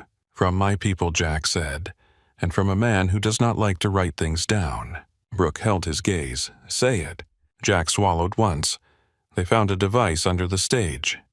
"Not an accident. Not a failed hinge." Brooke closed her eyes briefly. "Calculation, not fear." "When?" "After they cleared the area," Jack said. "After the medics dragged me off before anyone could take pictures." Brooke opened her eyes. "What kind of device?" Jack's jaw flexed. "Something designed to collapse inward under load. Something placed where it would not be seen from the front." Brooke felt a cold line trace down her spine. She kept her face neutral. "Someone wanted a controlled injury," she said. Jack nodded once. "Sidelined, not dead." Brooke's voice stayed low. "That takes planning." Jack's eyes held hers. "It takes knowledge." Brooke's jaw tightened. "Of what?" Jack's answer came quiet, and it landed like a weight. "Of us."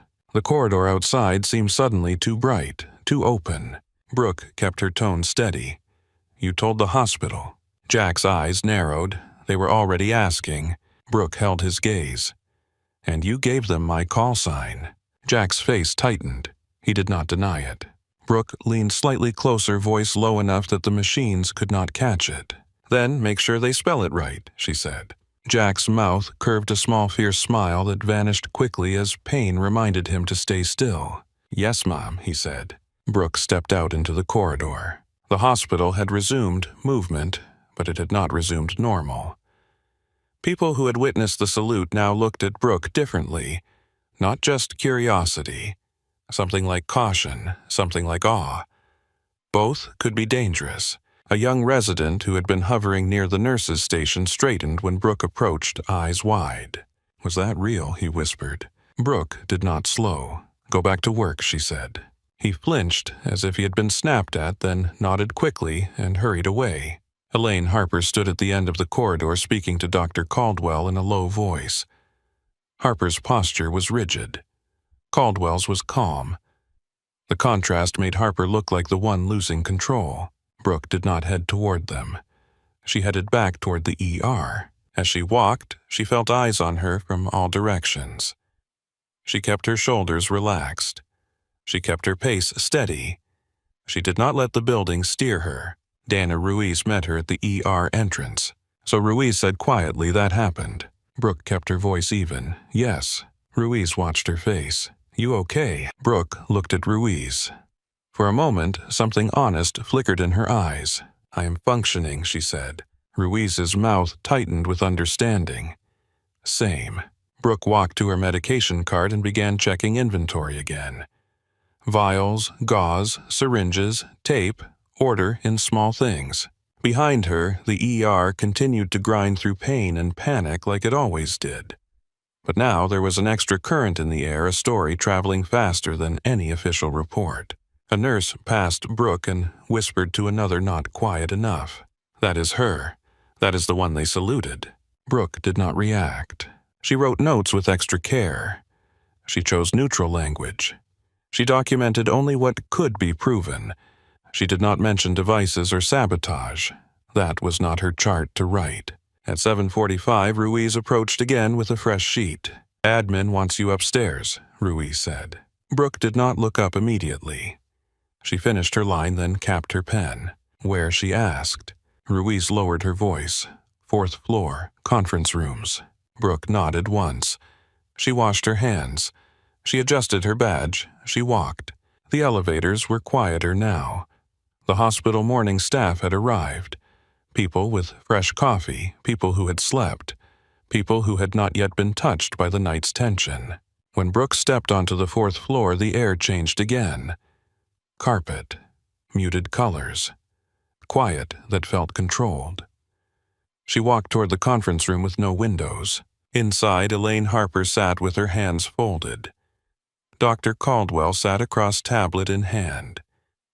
Gavin Rhodes stood near the wall. Suit-sharp posture calm. He looked at Brooke as she entered, not surprised.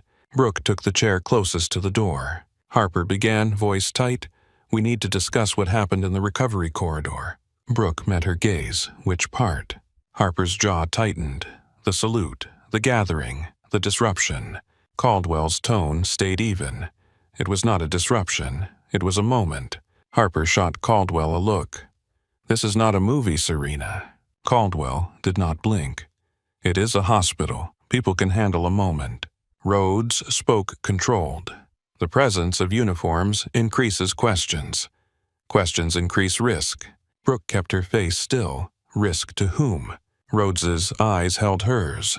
To operations still in motion. Caldwell's eyes narrowed. "In a hospital." Rhodes gave a slow nod. "In a hospital." Harper leaned forward. "Nurse Mercer, your background is becoming a matter of concern." Brooke's voice stayed calm. "My work tonight should be a matter of interest." Harper's lips pressed tight. "It is, but we have to protect this institution." Caldwell's voice cooled. "We protect patients first." Harper turned slightly toward Caldwell. "We protect this hospital so it can protect patients." Brooke watched the exchange without expression. She knew the dance. She had seen rooms like this before. Different walls, same tension. Rhodes stepped forward and placed a thin folder on the table, sliding it toward Brooke without touching her hand. Brooke did not open it. Rhodes's voice was quiet. "We confirmed the device under the stage. That information will become official. There will be inquiries, and there are people who will connect patterns." Brooke's eyes stayed on the folder. Patterns of what? Rhodes did not answer immediately. His silence was its own answer. Caldwell leaned forward slightly. "If this is a security matter, why are you involving my nurse?" Rhodes looked at Caldwell. "Because the commander trusts her, and because she recognized what others missed." Harper's eyes fixed on Brooke. "You anticipated vascular compromise before imaging. You used a technique associated with certain units. You were recognized by name by a commander. Then a team saluted you in our hallway." Brooke held Harper's gaze. "I did not ask for any of that." Harper's voice tightened. "But it happened." Brooke's voice stayed low and controlled. "Then control what you can. Let the rest pass." Caldwell's eyes flicked to Brooke, a subtle sign of respect. Rhodes's gaze stayed steady. "We are not here to expose you, Nurse Mercer. We are here to understand the intersection." Brooke finally moved her hand and tapped the folder lightly, not opening it. "My lane is medicine," she said. "My patient was injured. I did what I could with what I had." Rhodes nodded once. "That is why we are speaking." Harper's jaw flexed. "We need assurances." Brooke met her eyes. "You need competence." Harper's breath caught irritation flashing. Caldwell's voice cut in before Harper could respond. "Elaine Caldwell said she saved his limb." Harper's eyes flicked to Caldwell, then back to Brooke. And now she has drawn attention. Brooke's face stayed still. Attention was already coming. It did not need me. Rhodes watched her with something like reluctant admiration. You are still the same. Brooke's eyes hardened slightly. Do not say that like it is praise. Rhodes held her gaze. Not praise, fact. Caldwell looked between them, then spoke quietly as if pulling the room back to medicine. Commander Kellen is alive, she said. His foot is intact. Your nurse did her job. The rest of this is your world, Rhodes. Do not drag it into mine unless you have to. Rhodes gave a slow nod, understood. Harper leaned back slightly, tension shifting into calculation. Nurse Mercer, go back to your shift. Continue documentation. Keep communication professional. No discussions with staff. No statements. Brooke stood. Her chair did not scrape loudly. She did not give Harper a chance to feel like she had won. I do not give statements, Brooke said. She left the room. Back in the ER, the morning flow hit her like a wave. New arrivals. New complaints. New staff. The night's story had already reached them, visible in the way eyes tracked her a fraction longer than normal. Brooke returned to her cart and resumed work. She checked meds. She answered call lights. She helped a tech transfer a patient. She corrected a resident's dosing quietly without humiliating him. She did everything she had done before the commander arrived. But now the room had a new gravity. People kept circling the same question without asking it directly. Who are you? Brooke did not answer because answers could be stolen. At 9:30, she was called to recovery again for a scheduled check. She walked there without rushing, without hesitation. The corridor felt calmer now. The uniforms were gone. Only the memory remained. Jack Kellen lay in bed, eyes open, looking more human than the night before. Pain still sat on his face, but it was no longer wild. When he saw Brooke, his gaze softened. They are gone, he said. Brooke checked the monitor. Good. Jack watched her for a beat. I did not mean to put you on display. Brooke's hands moved with precise efficiency. Intent does not change impact. Jack's jaw flexed. I needed them to see you. Brooke met his eyes, and I needed them not to. Jack held her gaze, and for the first time he looked tired in a way pain could not explain. They are hunting the past, he said quietly. Brooke's voice stayed low. Then keep your past locked. Jack's eyes sharpened. It is not just mine.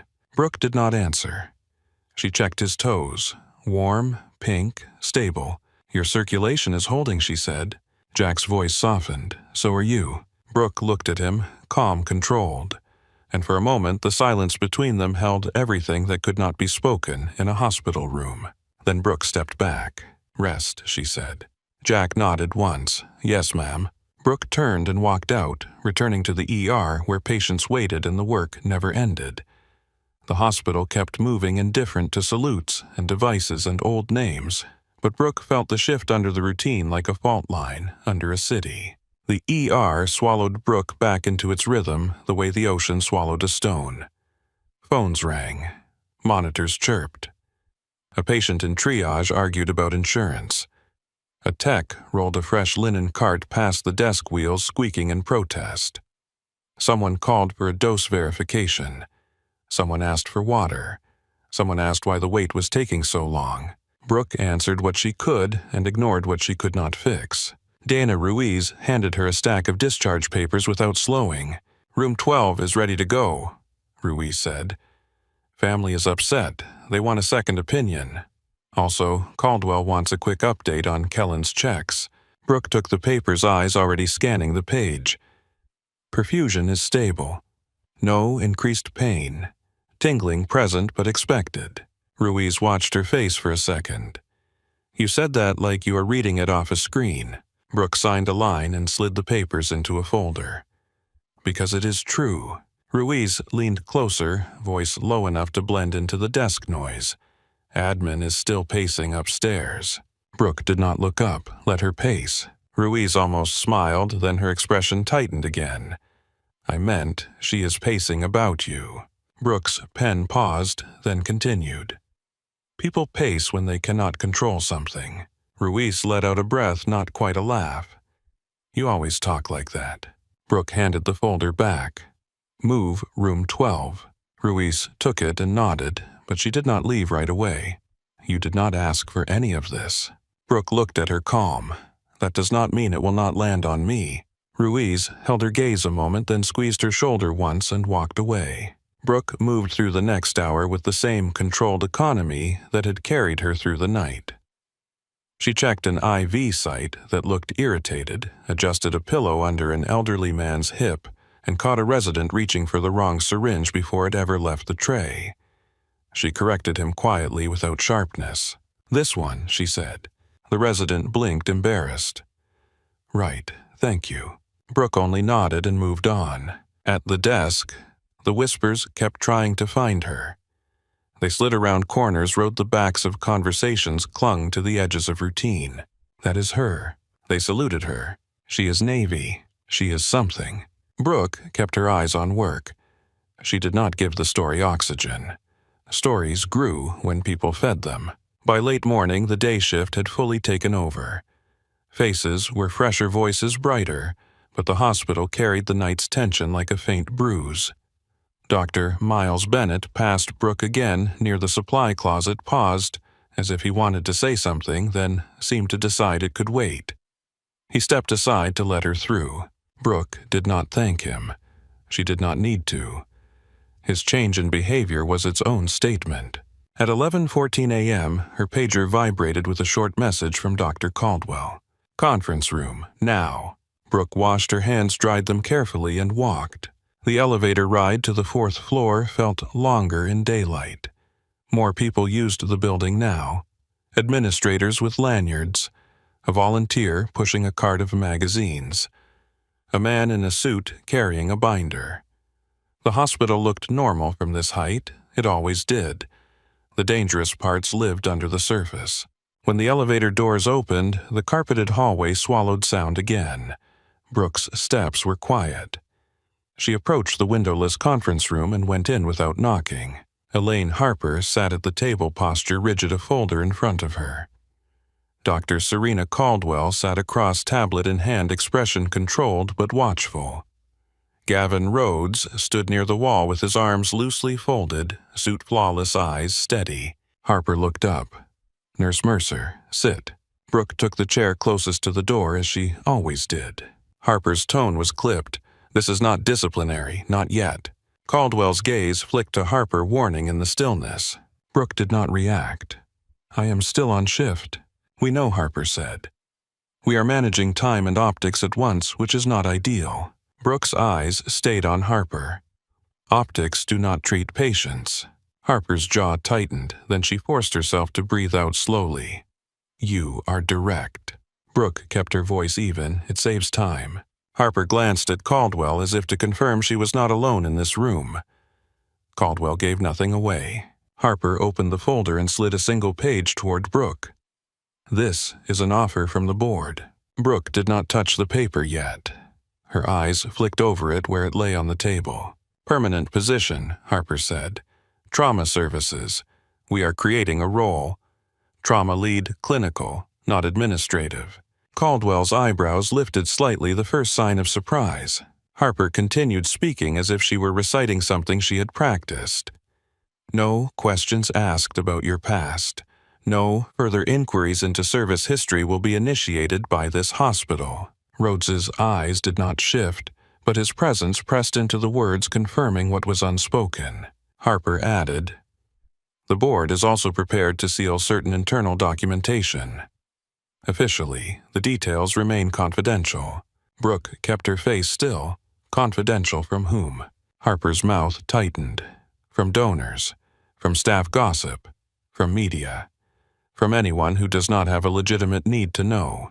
Brooke finally placed her fingertips on the paper and drew it closer, not opening the folder further, only reading what she needed. The offer was clean, professional language. A salary line, a title. A formal attempt to pin her down in a building that now wanted to keep her. Caldwell watched Brooke carefully. Not pushing. Waiting to see what Brooke did when people tried to reward her. Brooke looked up. Why? Harper blinked. Excuse me. Why now? Brooke said. This hospital has been running trauma for years. You did not need a new role yesterday. Harper's eyes narrowed. Yesterday, we did not have a Navy commander in our recovery wing and 6 SEALs saluting a staff nurse in a public corridor. Brooke's voice stayed calm. That was not my decision. No, Harper said, but it happened around you. And the board does not like variables it cannot name. Caldwell's voice cut in steady. Elaine, you are making her sound like a threat. Harper's gaze snapped to Caldwell. I am making her sound like a responsibility. Caldwell's eyes hardened. She is a clinician. She made a call that saved a limb. That is not a liability. That is the point of the building. Harper inhaled and forced herself into a cooler tone. We are acknowledging her skill. We are also protecting her because this is not just a hospital story anymore. Brooke's gaze shifted to Rhodes. Is that your wording? Rhodes did not look offended. It is accurate. Caldwell leaned forward slightly, voice low. If this crosses into your world, Rhodes, handle it outside my hospital. Rhodes's eyes moved to Caldwell. We are trying. Brooke's jaw tightened. Trying is not a plan. Rhodes's mouth twitched, almost imperceptibly, as if he respected the bluntness. There are inquiries that will happen regardless of what this hospital wants. You have drawn attention by existing Nurse Mercer, not by acting. Brooke looked back to Harper. So you want to lock me into a role so you can say you control me. Harper's cheeks reddened. That is not what I said. It is what you mean, Brooke replied. Caldwell's voice softened slightly but stayed firm. Brooke, this could be good. It gives you authority to shape care. It keeps others from pulling rank over your assessments. Brooke's eyes held Caldwell's. Authority is another word for target. Caldwell did not deny it. It is also another word for protection. Brooke looked down at the offer again. Then she pushed it back slightly, not rejecting, not accepting. I will take the job, she said. Harper's shoulders loosened by a fraction relief, flashing across her face before she could hide it. Good. Brooke lifted her gaze. With conditions. Harper stiffened. Name them. Brooke's voice stayed quiet the way it had been in the trauma bay. When she corrected Bennett the way it had been in recovery when she told the commander not to speak her call sign. No press, Brooke said. No ceremonies, no photos, no donor stories, no interviews. My past is not a decoration for a wall. Harper nodded quickly, too quickly, eager to agree. Done. Brooke continued. If your board wants to fund trauma, they can fund equipment. They can fund staff training. They cannot fund a myth. Harper swallowed. Agreed. Brooke's eyes sharpened. And if anyone ever tries to pull rank on patient care again, physician or administrator, I walk. Harper hesitated. She looked at Caldwell, then at Rhodes, then back to Brooke. Caldwell's voice was calm. She will. Rhodes did not speak, but his stillness suggested he understood the kind of person Brooke was. Harper exhaled. Done. Brooke nodded once as if the negotiation had been about supply order, not her life. Caldwell's expression softened approval in her eyes. You just changed the building. Brooke shook her head once small. No, I just protected my lane. Harper slid another sheet forward. We will draft the terms formally. Today. Brooke stood. I am still on shift. Harper's voice was tight. We know. Brooke turned to Caldwell. I will continue checks on Kellen when scheduled. Caldwell nodded. Thank you. As Brooke reached the door, Rhodes spoke, his voice low. Nurse Mercer. Brooke paused without turning fully. Rhodes continued careful. There is one more thing. Brooke waited. Rhodes's tone stayed even. The device under the stage is confirmed. A controlled collapse insert. It was placed. It was not structural failure. Brooke's voice stayed calm. I already know. Rhodes's eyes narrowed slightly. How? Brooke turned her head just enough to look at him.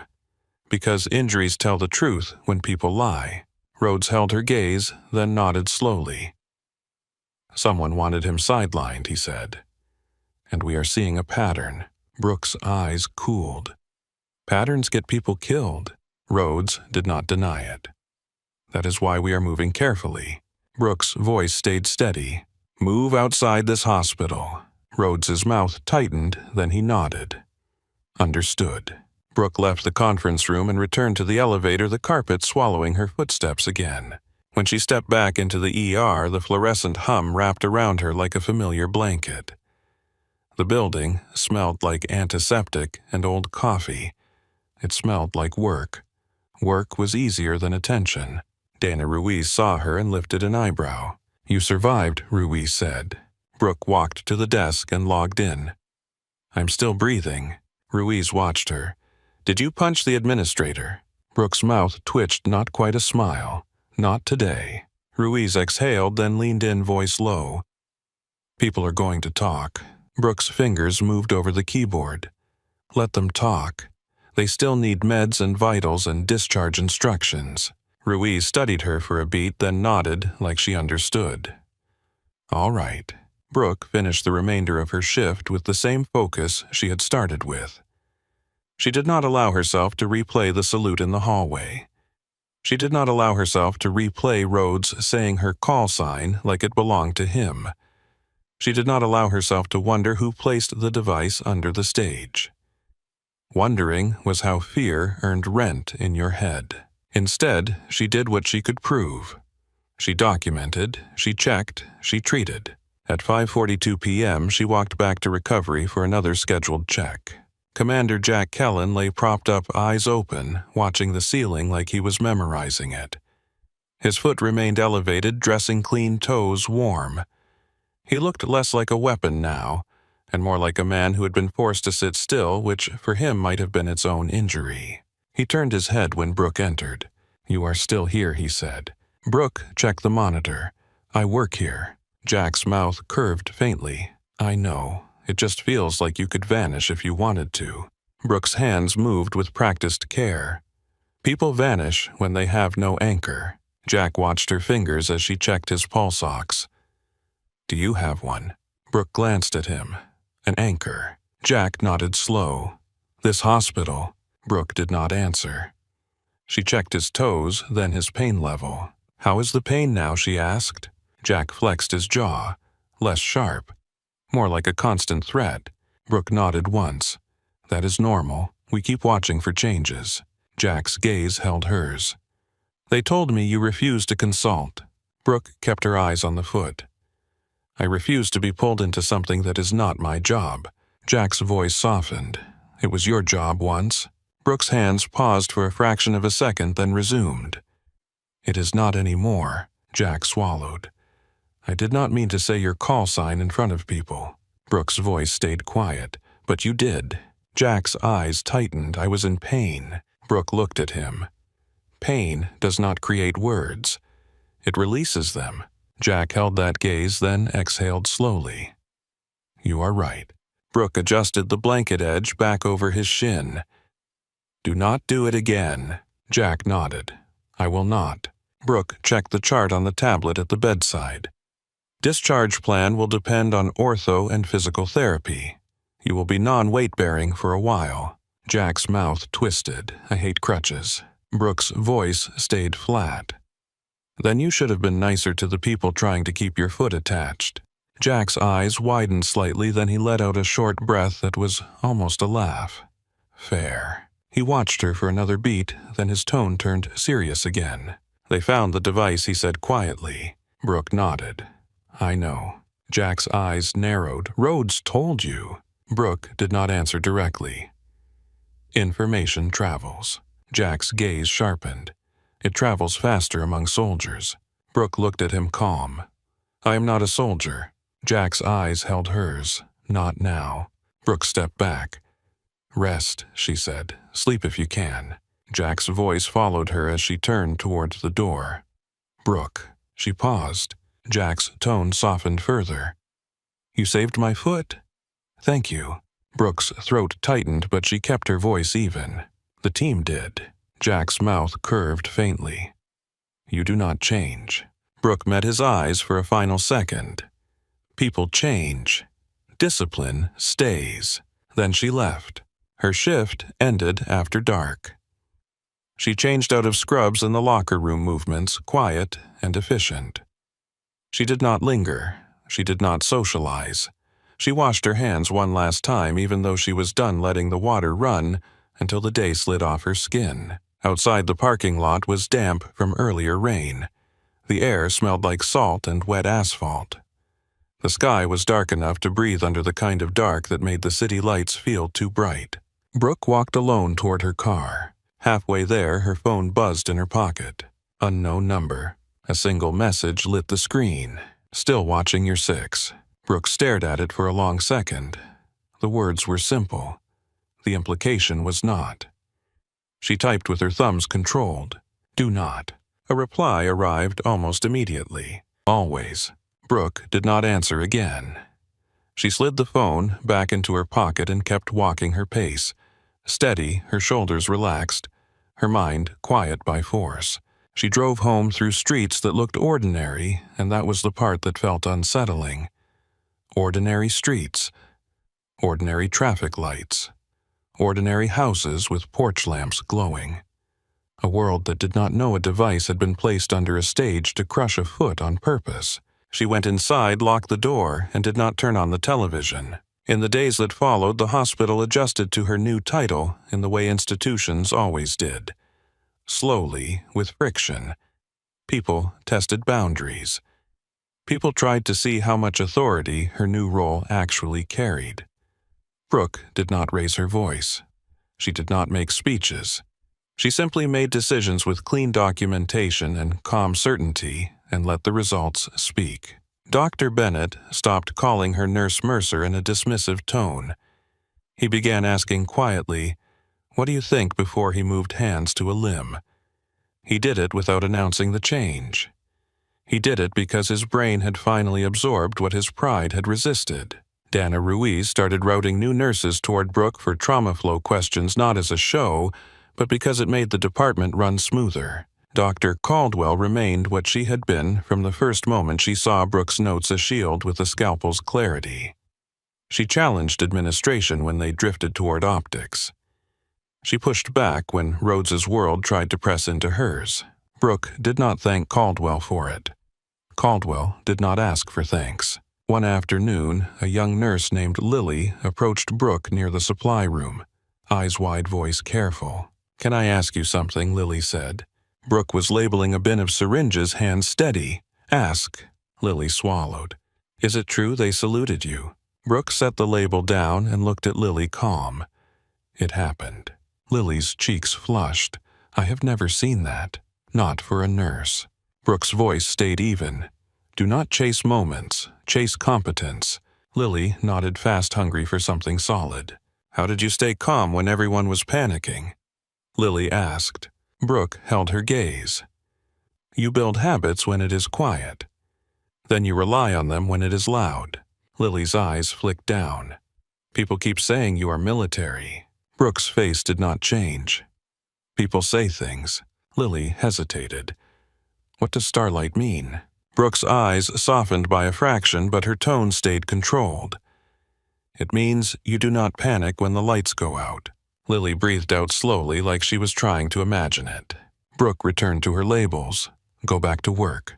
Lily nodded, then paused. "Thank you." Brooke did not answer, but she did not need to.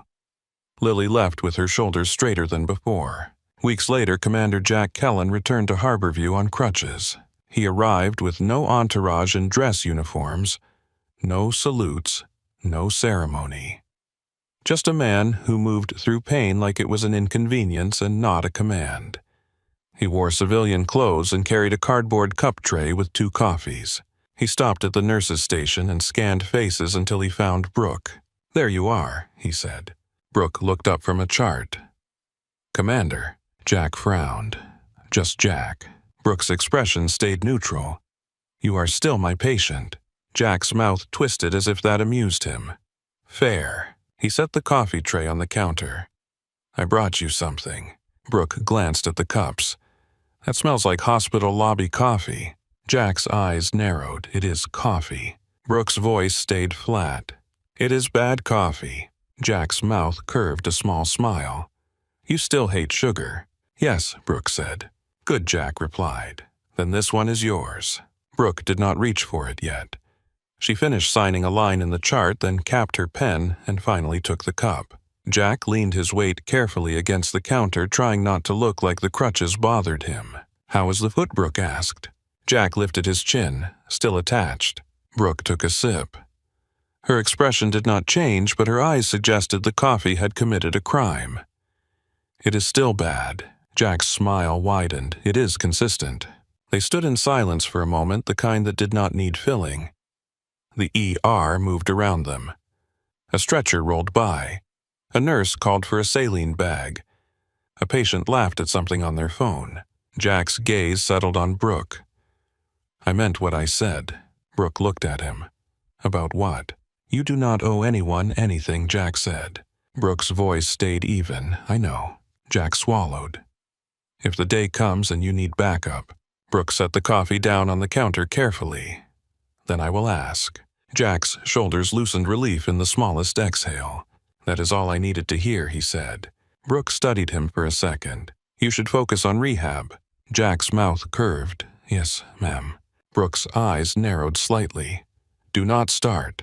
Jack's smile faded into something sincere. "Thank you, Brooke."